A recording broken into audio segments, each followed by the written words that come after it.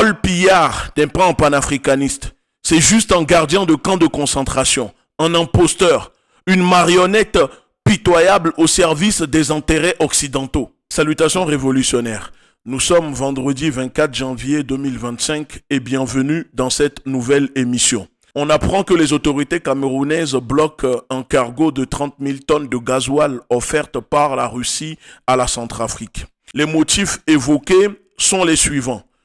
Les autorités bloquent ce cargo en raison de sanctions occidentales contre la Russie.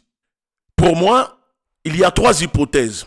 La première, soit les politiciens centrafricains qui sont corrompus. Vous le savez que dans nos pays, ces camps de concentration, la corruption est le sport numéro 1 pratiqué. Donc soit ces politiciens qui, pour la plupart, possèdent des stations-service au Cameroun avec l'argent détourné des Centrafricains, ont déjà revendu au marché noir les 30 000 tonnes de gasoil que la Russie envoie au peuple centrafricain et on nous fait croire que les autorités camerounaises bloqueraient le cargo en raison de sanctions. Deuxième hypothèse, les autorités camerounaises bloquent ce cargo parce que en ce moment au Cameroun, il y a un problème d'électricité, un problème de gasoil.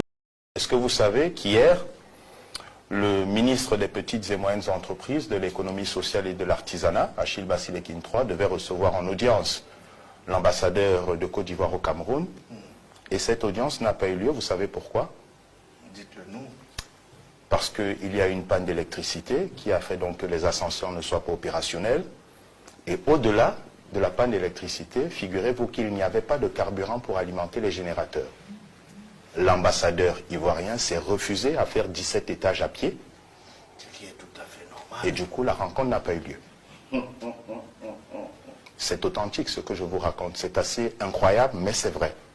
Et c'est une honte. Donc, peut-être que les autorités camerounaises bloquent ce cargo pour détourner le gasoil envoyé à la Centrafrique par la Russie.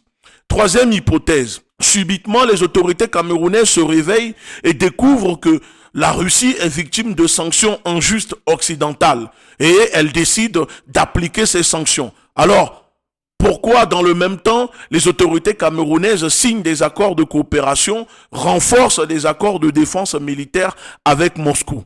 Paul Biya s'est déplacé même au sommet Russie-Afrique. Donc si on applique des sanctions contre un pays, on ne participe pas au sommet organisé par ce pays.